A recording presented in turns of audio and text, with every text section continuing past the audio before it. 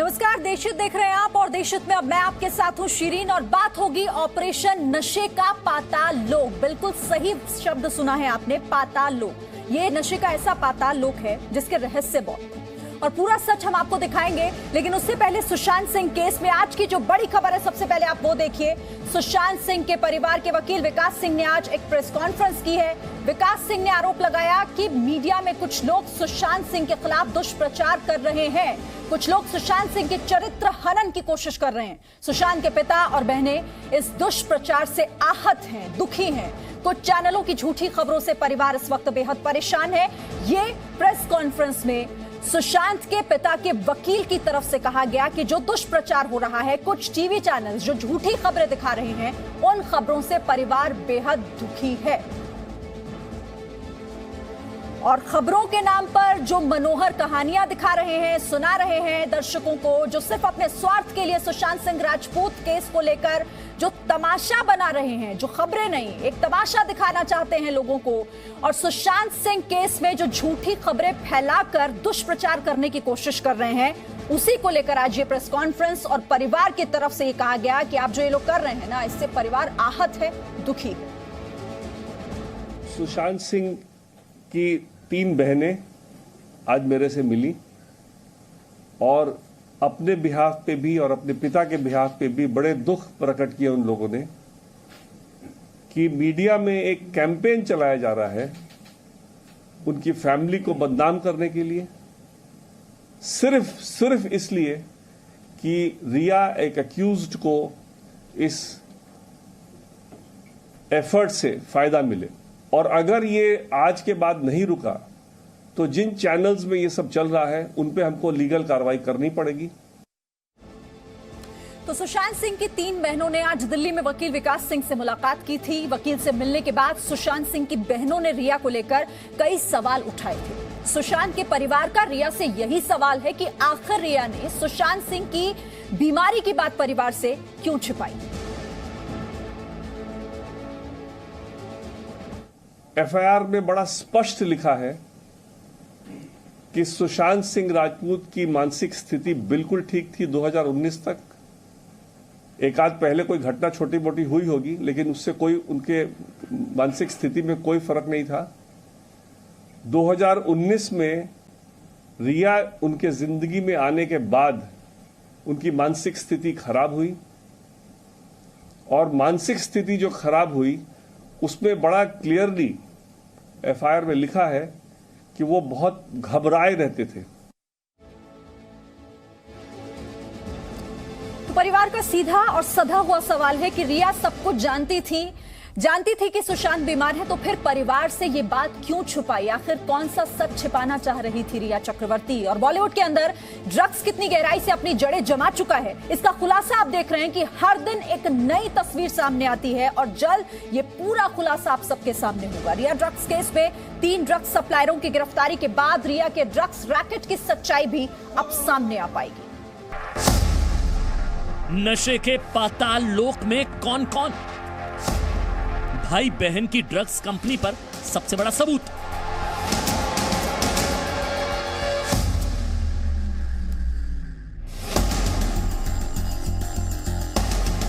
रिया के बाद अब उसके भाई शौविक चक्रवर्ती का ड्रग्स कनेक्शन सामने आया है।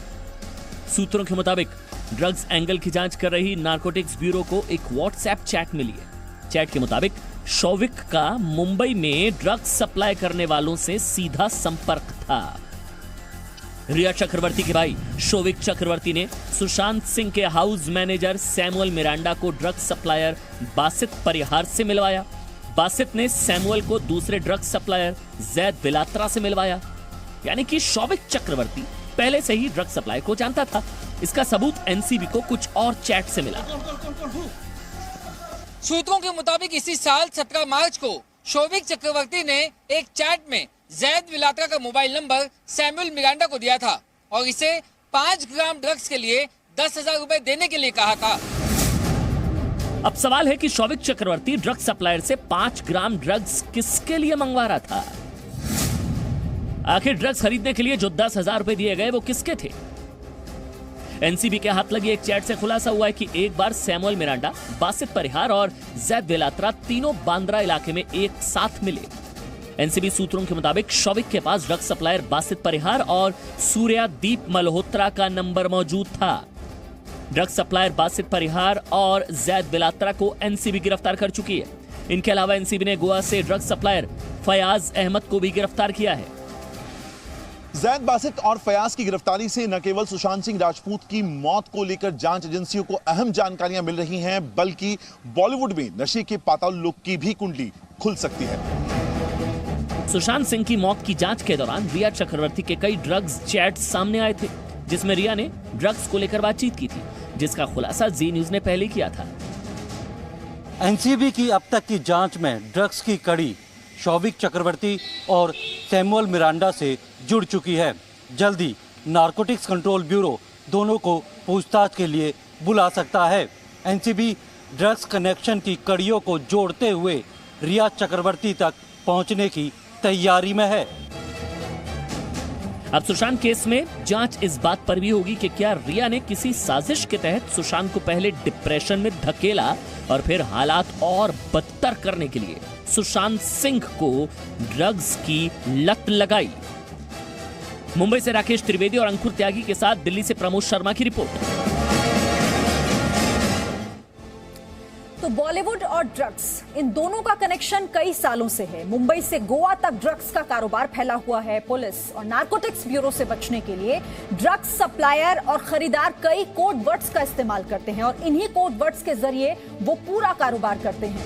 वीट के लिए डॉलर, ब्लूबेरी कश के लिए ब्रिटिश पाउंड, ये नाम हम आपको बता रहे हैं। जो कोड वर्ड जिनका इस्तेमाल किया जाता है, ब्रिटिश पाउंड यानी ब्लूबेरी कश, जिसके लिए ब्रिटिश पाउंड इस्तेमाल होता है। दिरहम यानी स्ट्रॉबेरी कश, इसके लिए दिरहम कोड वर्ड का इस्तेमाल किया जाता है। अलग अलग वीड और अलग अलग ड्रग्स के लिए अलग अलग नाम। आईएनआर यानी कि लोकल वीड, जिसे आईएनआर का नाम दिया गया है। मारिजुआना के लिए बड, ग्रास या फिर डूब। आपने कई बार सुना होगा चैट में डूब का नाम कई बार सामने आया, उस चैट्स की स्क्रीनशॉट में आपने देखा होगा। तो ये डूब मारिजुआना के लिए इस्तेमाल होता है और यही कोड वर्ड जो हैं वो इस्तेमाल किए जाते हैं। कभी भी इनका नाम नहीं लिया जाता है। तो ड्रग्स का पाताल लोक समय के साथ बदलने लगा है। जिस पाताल लोक में आप जितना अंदर देखने की कोशिश करेंगे, अंधेरा उतना गहराता जाएगा। और इसी अंधेरे में इस पूरे केस के कई ऐसे किरदार हैं जो छिपे बैठे हैं। अब ड्रग्स की ऑनलाइन बिक्री हो रही है। नशे के सौदागर अब ड्रग्स की होम डिलीवरी तक कर रहे हैं। जी मीडिया संवाददाता वरुण भसीन की एक एक्सक्लूसिव रिपोर्ट हम आपको दिखाते हैं। सुशांत सिंह के केस में अब जो ड्रग्स का एंगल सामने आया है, उसमें नारकोटिक्स कंट्रोल ब्यूरो का कहना है कि रिया चक्रवर्ती को जो ड्रग पैडलर ड्रग्स प्रोवाइड करवा रहा था, वो डार्क वेब के जरिए करवा रहा था। ये वही इंटरनेट का अंडरवर्ल्ड है जो लगातार इन बड़े बड़े सेलिब्रिटीज को, नेताओं को, ना जाने कितने लोगों को इंटरनेशनल लेवल पर ड्रग्स प्रोवाइड करवा रहा है। इस वक्त हमारे साथ एथिकल हैकर शुभम है। शुभम, आपसे समझने की कोशिश करें तो किस तरह जो पूरा ड्रग्स का माफिया है, एक ऑनलाइन आ चुका है, वो भी किसी को नहीं पता चलता है कौन बेच रहा है और कौन खरीद रहा है। देखिए, डार्क वेब पे क्या होता है, एक तो कोई आइडेंटिटी नहीं होती और एक तरह से अनट्रेसेबल है कोई भी चीज, तो इसलिए वो लोग वहां से बाय करना प्रेफर भी करते हैं। ऊपर से फिर उन लोगों को पेमेंट जो करनी होती है वो बिटकॉइन में पेमेंट होती है। तो अगर इन वेबसाइट्स के बारे में समझे तो क्या है इनमें, अलग क्या है, क्यों नहीं पकड़ पाता है कोई, और अब फिलहाल कैसे बेचा जाता है, अगर पूरा एक लूप समझे। देखिए, अगर इसको समझना है तो इस तरह से देखा जाएगा कि जब भी हम कोई नॉर्मल इंटरनेट चलाते हैं तो वहाँ पे हमारा जो लैपटॉप है वो सीधा वेबसाइट से कवर अप करता है, सीधा वेबसाइट पे पहुँचता है, ठीक। और यहाँ पे क्या होता है कि यहाँ पे पहले आप जब भी कोई लिंक खोलोगे या फिर कोई भी वेबसाइट खोलोगे बाय करने के लिए, वो पहले 10 जगह जंप करेगी, बल्कि आप मान सकते हो कि और भी ज्यादा जगह कंट्रीज में अलग अलग जगह जंप करता है उसका आईपी एड्रेस, देन उसके बाद उसकी लोकेशन तक पहुंचता है। और साथ में वो जो सारा डेटा 10 जगह जंप करा, वो आपस में भी एक दूसरे को ट्रैक नहीं कर सकता क्योंकि वो डेटा इनक्रिप्टेड जाता है। तो इस तरह से ये चीज थोड़ी सी सेफर वे में आप ब्राउज कर सकते हो। तो अगर हम इसको समझें कि अगर कोई भारत में कोई व्यक्ति ड्रग्स मंगाता है डार्क वेब के जरिए, तो किस तरह से पहुंचता है? क्या सिर्फ एक डिलीवरी बॉय होते हैं? क्या दिखाया जाता है कि किसी को पता नहीं लग पाता है कि इस वाकई में, मतलब कि जिस चीज की डिलीवरी हो रही है वो ड्रग्स है? क्या है? देखिए, रिसेंट में जितने भी केसेस हुए हैं, जो आपके इंडिया के अंदर भी बहुत सारे केसेस पकड़े गए हैं, वो ऐसे हैं कि जब भी कोई यहाँ से बाय करता है तो उसको एज अ नॉर्मल कोरियर की तरह भेजा जाता है। बाहर से पैकिंग किसी और चीज़ की कर देंगे, उस पैकिंग में ऊपर से दिखा देंगे कि इसके अंदर फ़ोन है या कोई और प्रोडक्ट है, और फिर उस प्रोडक्ट के अंदर ये सारा मटेरियल उसके अंदर रखने के बाद वो उसको नॉर्मल डिलीवरी की तरह फेडेक्स या किसी और चीज़ से भेज देते हैं। लोकल लेवल पर उन डिलीवरी बॉयज के जरिए उन लोगों तक पहुंचाते हैं जिनको नशे की आदत इस कदर लग चुकी है कि जो इस देश को बर्बाद करने पर भी तुले हुए हैं। दिल्ली से वरुण भसीन, जी मीडिया। एनडीपीएस एक्ट के तहत सजा दी जाती है। नशीले पदार्थों के सेवन, उन्हें बेचने या फिर उन्हें बनाने पर सजा का प्रावधान है। 1 से 20 साल या फिर मौत तक की सजा का प्रावधान है। सजा के साथ साथ जुर्माना भी लगाया जाता है। ड्रग्स की मात्रा, अपराध की गंभीरता, ये तमाम चीजें जो हैं वो देखी जाती हैं, उसके बाद सजा तय होती है। और पहली बार ड्रग्स लेने पर आप देखिए, आप सजा कैसे तय होती है। अगर आपने पहली बार ड्रग्स लिया है तो उसे अगर गलती मान ली जाती है, किसी के ड्रग्स लेने पर वो गलती मान लेता है, आगे नहीं लेने पर सजा नहीं दी जाती है। अगर वो ऐसा कहता है कि आगे नहीं होगा इस तरह से, 15 से 20 दिन तक सुधार गृह भेजने का प्रावधान है। बार बार ड्रग्स लेने पर, कम मात्रा में ड्रग्स लेने पर 1.5 साल तक की सजा, यानी अगर कम मात्रा में ड्रग्स लिए तो 1.5 साल तक की सजा हो सकती है। अब ड्रग्स की सप्लाई करने पर क्या सजा है?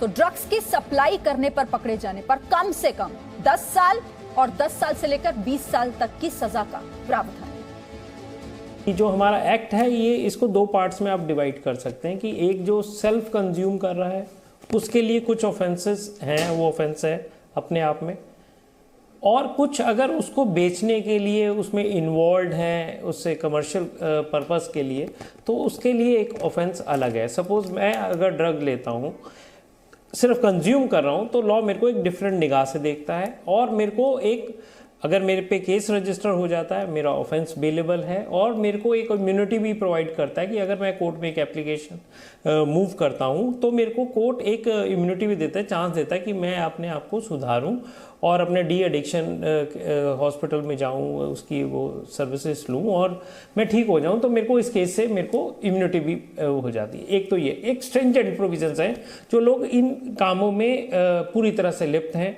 कमर्शियली इन्वॉल्व हैं और लॉ को अपने हाथ में लेते हैं, उनके लिए बहुत ही ये स्ट्रिंजेंट है, नॉन बेलेबल ऑफेंस है और सीरियस इसमें पनिशमेंट्स है।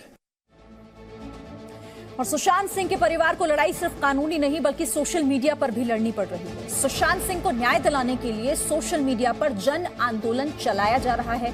सुशांत सिंह की बहन श्वेता सिंह कीर्ति और उनकी पूर्व दोस्त अंकिता लोखंडे सोशल मीडिया पर न्याय की मुहिम चला रही है, और इसी मुहिम का नतीजा है कि दुनिया के अलग अलग शहरों में सुशांत को न्याय दिलाने की मुहिम चलाई जा रही है। सुशांत का दोस्त और परिवार रोज नए हैशटैग के साथ सोशल मीडिया पर सुशांत के लिए न्याय की मांग कर रहे हैं।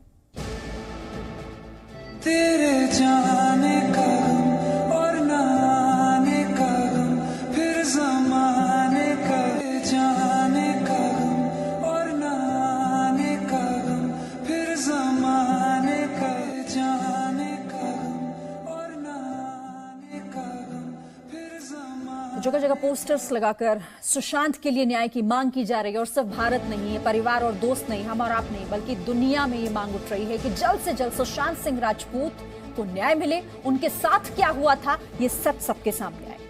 कुछ और खबरों की बात करते हैं। अनलॉक 4.0 में 7 सितंबर से मेट्रो सेवा की दोबारा शुरुआत हो रही है। शहरी विकास मंत्रालय ने 7 सितंबर से शुरू होने वाले मेट्रो के लिए कई दिशा निर्देश जारी किए हैं। ये जानना आपके लिए जरूरी है, आप इसे ध्यान से देखिएगा।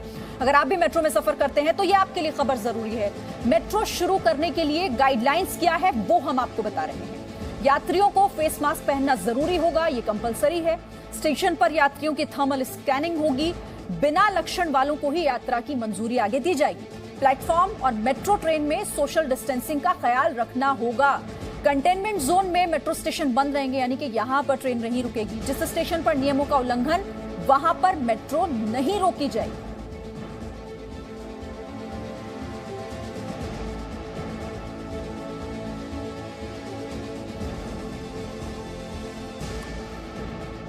और देश हित में अब बात अयोध्या में श्रीराम मंदिर निर्माण की। आज श्रीराम मंदिर का आधिकारिक नक्शा अयोध्या विकास प्राधिकरण ने पास कर दिया है।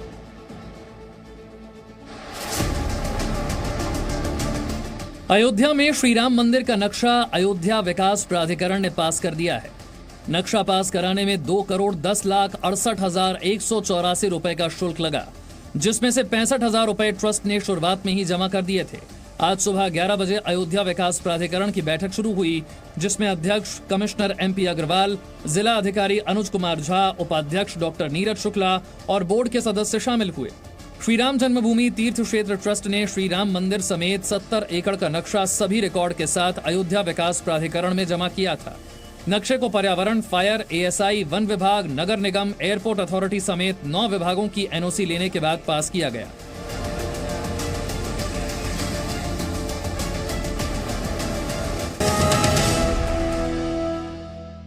Presenting B News app, available on Google Play and App Store. Download it now.